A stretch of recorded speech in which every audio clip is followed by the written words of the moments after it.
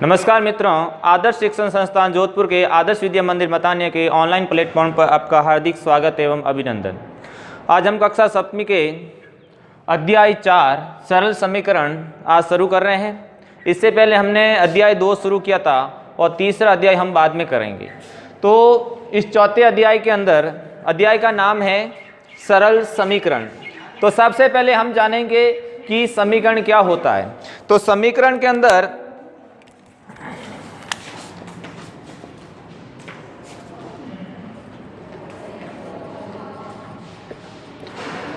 समीकरण का क्या अर्थ होता है, उससे पहले हम दो वर्ड है, एक तो चर और एक होता है अचर, इसके बारे में जानेंगे।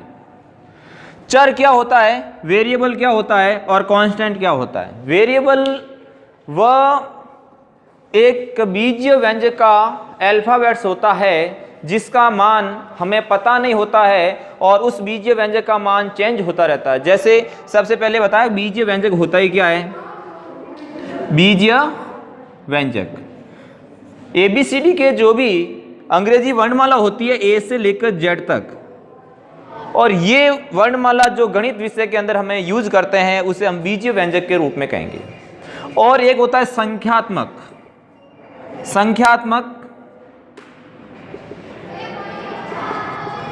संख्यात्मक क्या होता है, जो गणित के अंदर 0 से लेकर 9 तक अंक होते हैं उससे जो भी संख्या बनती है वो संख्यात्मक के रूप में होती है और ये फिक्स होती है। जैसे हमने कुछ 1 लिख दिया तो 1 फिक्स है, 9 लिख दिया तो 9 एक फिक्स है, इसको 8 नहीं बोल सकते, इसको 10 नहीं बोल सकते हैं। लेकिन जो बीजीय व्यंजक होते हैं, बीजीय व्यंजक A से लेकर Z तक जो भी ABCD के अक्षर आते हैं उसको हम किस रूप में मानेंगे, चर वेरिएबल के रूप में मानेंगे। क्यों मानेंगे, क्योंकि मान लो एक उदाहरण देता हूं, हमारे पास 100 रुपए हैं। कितने हैं, 100 रुपए हैं, और किसी दूसरे ने मुझे कुछ रुपए दिए।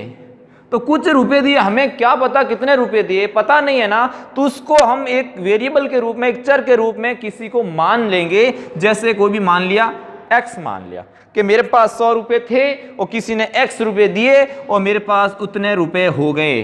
ये भी पता नहीं अब कितने रुपए हो गए, क्योंकि इन दोनों को जोड़ने पर कुछ रुपए बढ़ेंगे, तो वो रुपए भी हमने कुछ ABCD के अंग्रेजी वर्णमाला का कोई भी अक्षर एक मान लिया। तो जो ये x और y है वो क्या है, वेरिएबल है, उसको अपन चर कहेंगे, चर राशि कहेंगे। तो हमेशा ध्यान रखना, चर राशि कोई फिक्स नहीं होती है, उसको हम पता नहीं होने पर कुछ भी अंग्रेजी का वर्णमाला एक अक्षर मान लेते हैं, उसे हम वेरिएबल कहते हैं।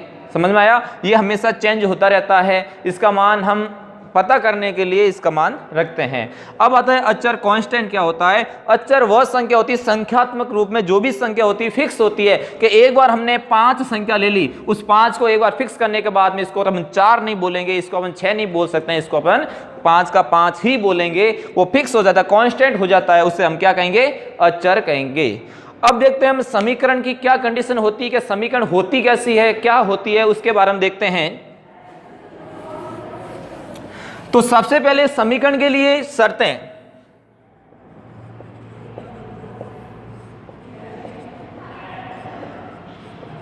समीकरण के लिए शर्त क्या है, उस समीकरण के अंदर एक चर राशि होनी चाहिए। मतलब कुछ भी एक हम व्यंजक लिखते हैं उसके अंदर एक अंग्रेजी का अक्षर होना जरूरी है। कुछ भी हो सकता है, A से लेकर Z तक कुछ भी अक्षर एक हो सकता है, वो समीकरण के अंदर होना चाहिए। तो क्या लिखेंगे, पहली है कम से कम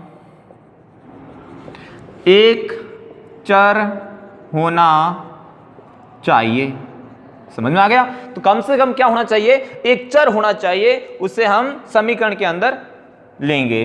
दूसरी शर्त है, समीकरण के अंदर जो भी दो व्यंजक होते हैं, जो भी दो पद होते हैं, उसके अंदर बराबर का निशान होना जरूरी है। क्या होना जरूरी है, बराबर होना जरूरी है। जैसे हम एक इसका उदाहरण ले लें, मैंने लिख दिया x + 3 = 5। बताओ क्या यह समीकरण है या नहीं है, बिल्कुल है। क्यों, समीकरण किसे कहते हैं, जिसके अंदर कम से कम एक चर होना चाहिए। इसके अंदर एक चर क्या है, x है, और बीच में क्या होना चाहिए, बराबर होना चाहिए। तो यहां पर एक बराबर भी है, तो इसे हम क्या कहेंगे, समीकरण कहेंगे।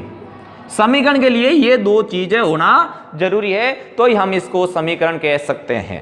क्या है पहली चीज? कम से कम एक वेरिएबल अर्थात अंग्रेजी का एक अक्षर होना चाहिए, दूसरा बीच में क्या होना चाहिए? बराबर भी होना चाहिए। तो बताओ क्या ये एक समीकरण है या नहीं है? नहीं है। क्यों नहीं है? क्योंकि इसके अंदर बराबर तो है लेकिन चर नहीं है, अंग्रेजी का कोई भी एक वर्ण नहीं है। समझ में आ गया? इसलिए इसको समीकरण नहीं कहेंगे। बताओ ये समीकरण हो सकती है क्या? नहीं हो सकती, क्योंकि चर तो है लेकिन यहां बराबर की जगह बड़ा का चिन्ह है, इसलिए यह समीकरण के अंदर नहीं आना। तो इसलिए अपन को समीकरण की पहचान करनी आनी चाहिए। अब अगली चीज सीखते हैं अपन, समीकरण को संतुष्ट कैसे करवाते हैं। जो ये चर है इस चर की जगह क्या मान ले जी दोनों समीकरण बराबर हो जाएं। तब समीकरण का मतलब क्या हुआ? क्योंकि जो जैसे ये x प्लस 2 बराबर 5 लिखा मैंने, अब ये बराबर क्या कह रहा है? जो इधर का है वो इधर का दोनों बराबर है एकदम। इधर का व्यंजक और दूसरा व्यंजक बराबर के दोनों साइड के जो भी व्यंजक होते हैं वो बराबर होने चाहिए। क्या होने चाहिए? बराबर होने चाहिए। अब इधर तो 5 है तो इधर भी कितने होने चाहिए? 5 होने चाहिए। तो इस 2 के अंदर क्या जोड़ेंगे तो ये 5 के बराबर हो जाएगा। तो 2 के अंदर क्या जोड़ेंगे? 3 जोड़ेंगे। इसका मतलब क्या हुआ? x की जगह हम 3 रखेंगे तो ये समीकरण क्या हो जाएगी? संतुष्ट हो जाएगी। तो इसी प्रकार अलग अलग मान के लिए अपन को पता करना है कि कौन सा मान रखें कि समीकरण दोनों और क्या हो जाएगी? बराबर हो जाएगी। अब इसके अंदर बताओ 3x बराबर 15, इसका मतलब क्या है? ये 3x किसके बराबर है? 15 के बराबर है। तो बताओ इसके अंदर अपन क्या रखेंगे x की जगह कि ये दोनों आपस में बराबर हो जाएंगे। अब इसके बीच में कुछ भी चिन्ह, 3x है, एक संख्या और एक बीजीय व्यंजक है, उसके बीच में कोई चिन्ह नहीं होता। इसका मतलब उसके बीच में चिन्ह किसका होता है? गुणा का चिन्ह होता है। किसका होता है? गुणा का चिन्ह होता है। तो गुणा का चिन्ह होता तो x की जगह क्या रखेंगे? x की जगह क्या रखेंगे कि दोनों बराबर आ जाएंगे। तो यहां 15 है, इधर भी 15 होना चाहिए। तो 3 को किससे गुणा करूं? 3 को किससे गुणा करेंगे? 5 से गुणा करेंगे तो ये 3 पंजे 15 के बराबर आ जाएगा। तो यहां पर x की जगह क्या आएगा? 5 आएगा। इसको हम समीकरण के रूप में ऐसे बताते हैं। और समीकरण संतुष्ट करने का मतलब यही है जो बराबर है इसके लेफ्ट साइड अर्थात बायां भाग और इसके दायां भाग दोनों और बराबर हो जाए तो वह एक समीकरण के रूप में लिखा जाता है। और इसके अंदर जो भी वेरिएबल चर लिया जाता है वो ही समीकरण कहलाएगी। इसके अलावा दोनों तरफ ओनली संख्या हो गई, वो समीकरण के अंदर नहीं आती है। तो इसी प्रकार हम देखते हैं प्रश्नमाला हमारा 4.a का प्रश्न संख्या 1 है। इसके अंदर आपको क्या करना है? समीकरण दी हुई है और एक चर का मान दे रखा है। क्या इस x का मान यहां रखने पर यह बराबर होता है या नहीं होता है? आपको क्या करना है? पता करना है। तो सबसे पहले देखो ये x बराबर 3 कहां रखेंगे? इसका मतलब क्या हुआ? ये बराबर है, इसका मतलब इधर तो 0 तो इधर भी क्या होना चाहिए? 0 होना चाहिए। दोनों तरफ बराबर 0 0 होना चाहिए। तो देखते हैं, ये आप नोट कर लेना इसके बारे में समीकरण की क्या क्या शर्त होती है।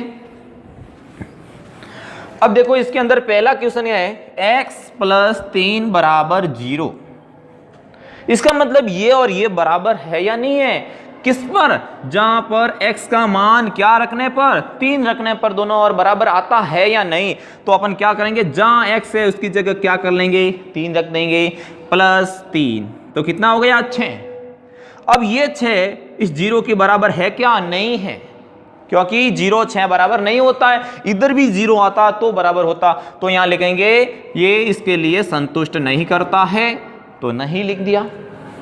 इसी प्रकार इस सबको करना है। तो दूसरा क्या है? x प्लस 3 बराबर 0। x का मान 0 रखने पर हम क्या करेंगे? x का मान पहले 3 रखा था, अब x का मान 0 रखो। क्या संतुष्ट होती है या नहीं होती है? नहीं होती है। देख लेते हैं, x की जगह 0 रखा प्लस 3 का 3 बराबर में 0, 3 बराबर 0। क्या ये सही है? नहीं है, क्योंकि बराबर का मतलब ही यही होता है कि बायां भाग और दायां भाग दोनों और क्या होना चाहिए, सेम होना चाहिए। लेकिन यहां पर तो सेम हो ही नहीं रहा है, तो सेम नहीं हो रहा तो यहां पर भी क्या आएगा, नहीं आएगा, गलत होगा ये। इसी प्रकार x + 3 के अंदर भी x का मान -3 रखो। कितना रखना है, -3। तो हम x की जगह क्या रख देंगे, -3 और +3 बराबर 0 आएगा, नहीं आएगा। ये देखो प्लस का 3 माइनस का 3 0 बना देता है, 0 बराबर 0 होता है। इसका मतलब क्या हुआ, ये समीकरण के अंदर x का मान -3 संतुष्ट करता है, तो इसके लिए ये हाँ हो जाएगा। क्या हो जाएगा, हाँ हो जाएगा। इसी प्रकार देखो x - 7 बराबर 1, x का मान 7 रख के देखते हैं। x - 7 बराबर 1, x का मान क्या रख के देते हैं, 7। तो x की जगह क्या रख देंगे, 7 - 7 बराबर 1। 7 मुँह 7 गया, 0 बराबर 1। क्या ये सही है या गलत है, गलत है, इसलिए यहां क्या लिख देंगे, नहीं। इसी प्रकार इसके अंदर x - 7 बराबर 1 के अंदर x का मान कितना रखेंगे, 8 रखेंगे। तो 8 रख के देखो, x - 7 बराबर 1, x की जगह 8 रख के देखो। जैसे ही यहां 8 रखूंगा तो 8 में से 7 गया, 1 बराबर 1। इसलिए मतलब क्या हुआ, यह समीकरण संतुष्ट करती है किस पर, x बराबर 8 पे। इसी प्रकार x बराबर 0 रखो तो क्या हो जाएगा, देखो 5x बराबर 25। इसके अंदर x का मान रखना है 0, तो x का मान 0 रखोगे तो क्या आ जाएगा, यहां पर 5 इंटू x की जगह 0, तो 5 को 0 से गुणा करेंगे तो इधर वाला भाग तो पूरा 0 हो जाएगा और सामने 25 है। क्या 0 25 के बराबर होता है, नहीं होता है। इसलिए ये समीकरण भी क्या नहीं करेगी, संतुष्ट नहीं करेगी। इस प्रकार 5x बराबर 25 के अंदर x का मान 5 रख के देखो। अब जो 5x बराबर 25 है, इसका x की जगह 5 रख के देखो। 5 इंटू 5 बराबर 25, 25 बराबर 25। तो ये समीकरण संतुष्ट कर रही है ना, इसका मतलब क्या हुआ, यहां पर हो जाएगा हाँ। इसी प्रकार इसके अंदर -5 रख के आप खुद देखना क्या होगा। देखो 5x बराबर 25 और x की जगह माइनस के 5 रखेंगे तो बराबर में 25, -25 बराबर 25। क्या ये सही है, नहीं है, क्यों ये -25 है और ये 25 है, दोनों के बीच का अंतर है। तो इसका मतलब ये भी क्या हो जाएगा, नहीं हो जाएगा। अब देखते हैं बट्टों के अंदर m/3 बराबर 2 के अंदर m की जगह -6 रख के देखो सही हो रहा है या गलत हो रहा है। तो देखो इसके अंदर पहला है m/2 बराबर m/3 बराबर 2 और m की जगह रखना है -6। तो जैसे ही m की जगह -6 रखेंगे बट्टे का 3 बराबर में 2 आना चाहिए। तो यहां पर देखो 2 का भाग 6 में -2 बार जाता है, बराबर है क्या, नहीं है, इसलिए यहां पर भी नहीं होगा, नहीं। इसी प्रकार m की जगह 0 रख देंगे तो क्या हो जाएगा, 0/3 बराबर 2। तो 0 बराबर 2 आ रहा है, तो ये भी नहीं हो रहा है, तो गलत हो गया। इस प्रकार m की जगह क्या रखना है, 6। तो 6/3 बराबर 2 आना चाहिए। m की जगह 6 रखा है तो 3 का 6 में 2 बराबर 2। तो यहां पर क्या हो गया, हाँ हो गया। तो इस प्रकार ये समीकरण के बारे में हमें पता होना चाहिए, x के किस मान पर समीकरण संतुष्ट होती है। जरूरी नहीं है सामने कोई 0 होना जरूरी है, सामने कुछ भी संख्या हो सकती है, लेकिन इधर वाली और इधर वाले दोनों का मान क्या होना चाहिए, सेम होना चाहिए, तभी यह समीकरण हमारी क्या करेगी, संतुष्ट करेगी। इस प्रकार हम प्रश्न संख्या 2 आपको स्वयं को करना है। हम अगली क्लास के इसके बारे में आगे और चर्चा करेंगे। आज के लिए धन्यवाद।